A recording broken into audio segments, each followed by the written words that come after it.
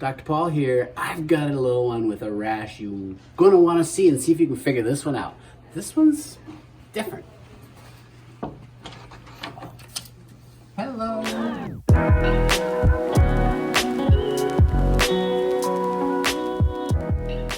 How you doing?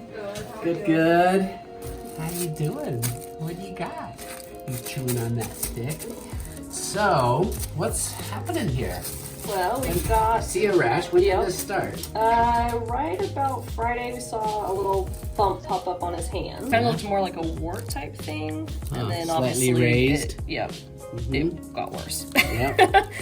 And So I now- see he's got him on his legs. Yes. So it's spread on his legs. His ankles and wrists are definitely the worst.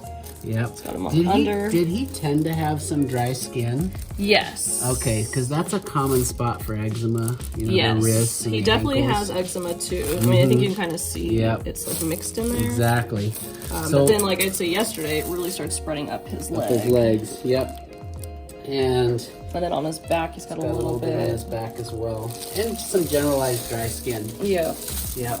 Was he exposed to anything?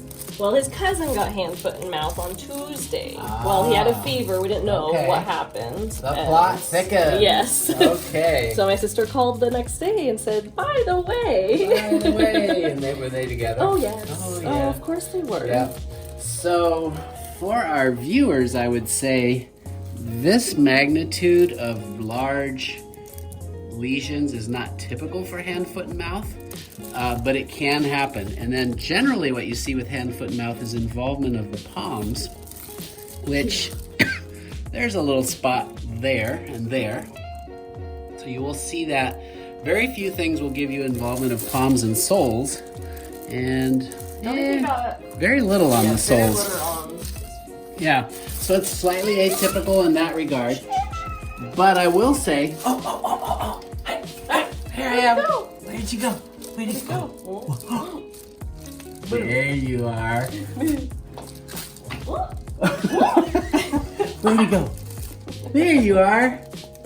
There you are. So I'm not going to torture him again. I've already looked in his throat, and he does have a couple little red spots at the very back of his throat.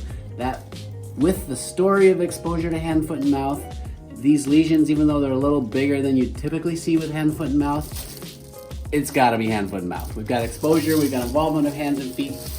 And that's the other thing though, folks. You can have hand, foot, and mouth rash on your entire body. It just tends to be more prominent on hands and feet, typically on the soles.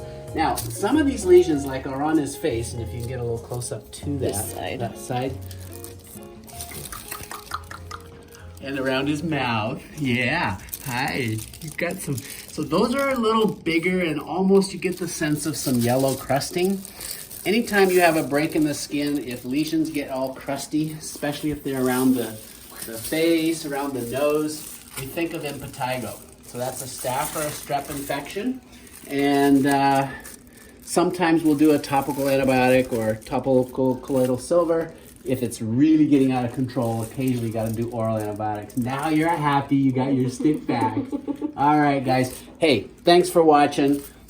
Probable, almost certainly hand, foot, and mouth case that's more significant than most. And we want to thank this family for letting us share this with you so you can see the extent of possibilities with hand, foot, and mouth. I'm Dr. Paul. Thanks for watching.